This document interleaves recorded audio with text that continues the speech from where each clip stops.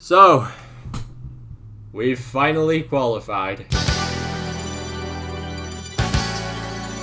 We are back in the World Cup. It's been like 3,000 days since the last time we were in the World Cup. I was using Unfunny, unironically, the last time we were in the World Cup. But boy, oh boy, does it feel good to be back, man. It was only 4 years ago when I saw the US lose to Trinidad, and you already know the story. We've already been over this in 2 videos. But all this agony and pain, it can be left behind because, my friends, the Americans are going to Qatar. Now, this video is going to be going over the qualification campaign that we just had. And let me tell you, I have quite a few thoughts because I've never actually talked about the campaign on this channel. But before we can do that, if we can get 4,700 likes, that'd be fantastic. El Salvador was our first qualifier all the way back in September. And this was a huge reality check, not just for the players, but also the fans. I think most of us kind of jumped the gun when it came to the first qualifier, and it makes sense because we won 2 trophies that summer. So because of that, there was a lot of confidence going into the qualifiers. But remember, these are very young players. This was going to be the first time that they'd experienced the octagonal. And CONCACAF nations do not f*** around when there's a chance to be on the world stage. And the match against El Salvador was a wake-up call because we realized that this wasn't going to be an easy campaign, especially with Greg Berhalter at the helm. It was a very physical match with the US not getting many clear-cut opportunities. The game then ended in the 78th minute once Greg Berhalter brought on both Sebastian Lletget and Christian Roldan. So yeah, first game, score was 0-0. Not exactly ideal, but there's plenty more ahead of us. Now, Canada was the only qualifier I did not get to watch. However, seeing that Greg started Sebastian Lletget, I can kind of understand why many said this was an underwhelming draw. Also, I love how the single most informed striker at the time didn't even get a single chance in the first 2 matches. And then what made things even worse was Weston McKennie being sent back to Juventus after violating team policy. No one knows what actually happened, and he was brought back the next window, so it didn't seem that much of a big deal. Next was Honduras away, and the US were terrible in the first half. In all fairness, we were at a disadvantage with Tyler Adams playing right back due to our other options getting injured. But then you had John Brooks, who was out there looking like the newest LG refrigerator with how he was defending. Shouts to Matt Turner though, if it wasn't for his heroics, things would have been even worse in that first half. Now luckily, Ricardo Pepi finally got his starts and saved our asses in the second half. He had a goal and 2 assists. Hey yo, Jose? So September ended with 5 points. Not exactly the best month, but we move. Without Pulisic due to injury, October began with Jamaica at home, and it was by far the easiest match for the Americans. The Pepi train led the US to victory with 2 goals. Also, as the biggest Yunus Musa stan, it was great to finally see him return to action and play his first qualifiers. So the next match was Panama away. And Greg released this lineup. Boy, ain't no way, boy.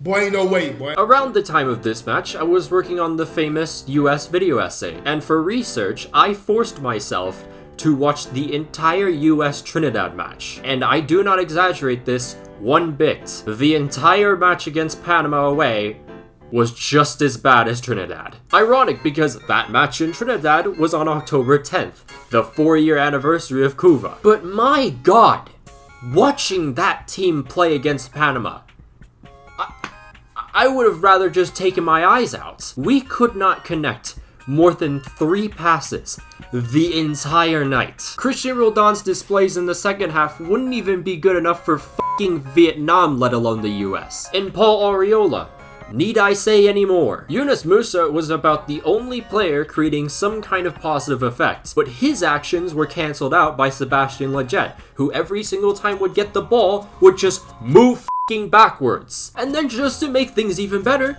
Jose Zardes scores an own goal, and Panama win the match. This man has converted for the opposition more than his own country in the last year. And by the way, when you can't even connect 3 passes all night, don't expect any shots on target, because we didn't have any. And people will say, oh, but Greg was just being like a quirky little crackhead when he was making this lineup. No, this was arrogance. Greg considered a match in Panama, as a walk in the park. That's arrogance. It's funny because how is there still a single drop of arrogance after Trinidad? It's been 4 years. Has no one just had a different perspective of this whole situation? No one? But anyways, the next game was Costa Rica at home. And it was probably the first time that Greg had actually nailed a lineup down, not playing any of his favorites, and just playing the best possible team we could have had. That is besides Pulisic, who is still injured. We also got to finally witness the Adams, Musa, McKennie trio, so that was fun. And then Costa Rica scored in the first minute. However, Serginho Dest responded with the beauty in the top corner, and then Tim Weah forced his shot past the keeper to give the US a 2-1 win. The goals were great, the win even better, but my favorite part of the match was the combination between Yunus Musa, Serginho Dest, and Tim Weah throughout pretty much the entire match. They were playing mesmerizing triangles around the Costa Rican defense, and it was just mouthwater. A bounce-back victory after October meant the US would jump into second place with 11 points. November started with a huge match between the US and Mexico in Cincinnati, and drama brewed up even before the match with Memo Ochoa's interview. He said Mexico is the mirror in which USMNT want to see themselves. Fighting words, Memo, especially after losing 2 straight finals. I hope you can back up those words. Mexico were getting the better chances in the first half, but you saw the US kind of growing into this match as we went on. The US in the second half were getting closer and closer, but just could not find the back of the net. But then, after being out the entire October window, he was back. The beginning of Christian Pulisic's time in the US men's national team has been quite a tragedy in all honesty. His first few matches against Mexico, he'd be bullied off the ball, tackled off the ball, they'd just basically try and kill him. But he was just a young little teenager, he didn't know what to do in that situation. Then we had this young little teenager carry us through the 2017 qualification campaign. And we still failed. What we saw was a man crying into his shirt, but what we didn't know was that this man was about to have a Joker arc. Exhibit A, the 2021 Nations League final against Mexico, when he scored a penalty and shushed the Mexican crowd. But he wasn't done yet. He would not be satisfied until every single Mexican footballer and politician kissed his feet. And so in the 74th minute, Pulisic headed home USA's first of the night and revealed the iconic man in the mirror message. Shut your dumb ass up, Memo! Weston McKennie then capped off the night with yet another iconic 2-0. Alright guys, let's continue the momentum against Jamaica. Antonio from distance. Never mind. With another 4 points, the US remained second with 15, right behind Canada. 2022 welcomed the January window of qualifiers, the second to last window in fact. The US began the window with an underwhelming 1-0 win against El Salvador. Greg was outperformed tactically in every sense of the word, and El Salvador were very unlucky not to score. Then came the long-awaited match in Canada. The Canadians were riding on quite the high, especially after their emphatic victory against Mexico. Hell, they were already hyping themselves up months before playing the US. One man in particular, who many call the Canadian Stephen A. Smith, was giving a WWE promo for the Canadians, vowing they'd beat the US. I remember a lot of US Twitter accounts clowning on this man. But then the match happened. And he was right. The US were outplayed yet again despite having 64% of the possession. But here's the thing. Possession only means something if you actually use it. You should probably f***ing know that, Greg! But props to Canada. They had an objective, and they stuck to it. The Canadians pounced on every opportunity as if it were their last. And they didn't even have Alphonso Davies, by the way. Honduras was the last match, and the US took care of business, as they should. This is one of the worst Honduran sides in recent time. Greg! Could you please just have some respect for your opponent? Now the last window. It's do or die. The US either right all wrongs or repeat the same fate for another 4 years. But this last window would not be very kind to the Americans, as they would be facing Mexico and the Azteca to kick it off. And as said before many times, this is a place where the US have never won a qualifier. But things were different this time because the Azteca was kind of empty. COVID restrictions played a part, and I also heard that traffic was so bad that Mexican fans just decided to go watch the game at a bar. I don't know how reliable that last bit of info was though. Throughout the first half, we saw a more mature US side because they were the better team. 34 minutes played and Tim Weah scores a point-blank shot for Pulisic. And he shoots it right at the keeper. The second half came and the Mexicans were growing into this match. They were getting the better chances as a result. But even with less of the possession, the US were still making the most of it. And right before the hour mark, we would finally see the return of Gio Reyna. This man hadn't seen many minutes, yet had baller mode in full effect. Then in the 71st minute, Kellen Acosta floats a pass right to Gio Reyna, who scores it nicely to Jordan Pefok. Jordan, what the fuck? Right, so 2 missed opportunities. Kinda sucks, but there's still plenty of Oh my When Greg subbed on Aaron Long for Tyler Adams, yeah, you could basically kiss all our attacking potential goodbye. And it just made no sense. We were playing well, and then he just decided to destroy all momentum and invite Mexico to score. We got lucky that night because Irving Lozano was f***ing aiming for the fans. Next was Panama at home, and I'd said this before time and time again. If we beat Panama, we'd probably be in the World Cup. And the US did just that. Deja vu for Panama as we annihilated them in Orlando 5-1. And listen, I don't want to hear this shit about Captain America. That's an old f***ing nickname. Or the LeBron James of soccer. Terrible. This is President Pulisic. The commander-in-chief was a beast against Panama. He also scored his first ever hat-trick, and that third goal had me salivating. The result meant Panama were eliminated, and now the US were oh so close to Qatar. It would take a 5-0 loss in their last match against Costa Rica to fall into the intercontinental spot. So basically, we're all but in. But again, that was said back in 2017, pretty much. I didn't care if Costa Rica needed to score 99, I was not going to celebrate until it was official. Fellas, I get we'd have to lose 5-0 to qualify automatically, but have we not f***ing learned? We lost 2-0 to Costa Rica's C team.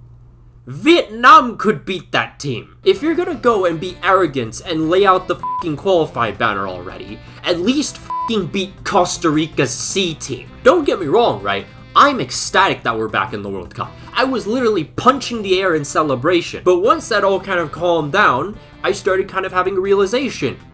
We did the f***ing bare minimum! Listen, right? If we want to actually perform in the World Cup, we can't have that mentality. Otherwise, it'll be over before even the first game started. Like, I just can't believe it, man. We had the best group of talent in the entire continent and only qualified automatically through goal difference. Goal difference. But Jesus Christ, man. I'm just so glad this qualification campaign is over. This was a roller coaster. It was more stressful than it needed to be. And why? Because Greg Berhalter, that's why. This man reminds me of the time when my high school science teacher was coaching the football team. I think he could do a better job than Greg, in all honesty. Greg's been here for years though, and you still don't know what the hell you're gonna get in every match. It's like a lottery. You're either gonna get a pretty good performance because of our high-end talent, or the more common mediocre performance, or just flat out dog shit, which we've seen time and time again. I promise you, you give Greg Berhalter the squad that we had back in 2017, we don't qualify. We don't. All this man does is keep his job every single week because he's riding on the coattails of our high-end talent. That's it. End of story. I've seen no improvement with Greg Berhalter's tactics. I've only seen improvement from individuals. But Maxwell, we won the Gold Cup and the CONCACAF Nations League. Yeah, against one of the worst Mexican sides ever. The Mexican national team is basically just Greg Berhalter, but he refuses to play any of their young talent. I want to believe in this team, don't get me wrong, and I will back this team till the very end.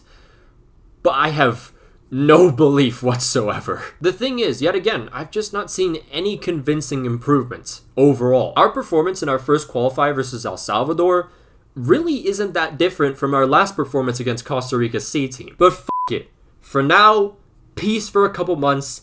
I'm just glad we're in the World Cup. But a massive shout out to our patrons, of course, Janos Balas, Alex Rod, Daniel Ortiz, Francisco Hernandez, Joseph Bonfante, Nguyen Mintang, The Motor Drive, Victor, Dominic Griffin, Emmett Shea, Lewis, Tomicus, Trevor Batson, Andres Was Never Here, Big Bird, Cash Getty, Ixo, FIFA America, Itachi the Homie, It's Nulfo, James Huggett, Casa Chiefs, Mark Morcos, Mohammed Al-Bakhail, Nathan Trong, and Tyler Avon. If you'd like to join the Patreon, there'll be a link down below in the description and up in the annotations. You could follow my Twitter if you'd like. We're near 4,000, which is pretty cool. Follow my Instagram if you want. Follow my TikTok, trying to get to 7,000 there. And of course, you can follow my inactive Twitch. But until then, I'll see you guys.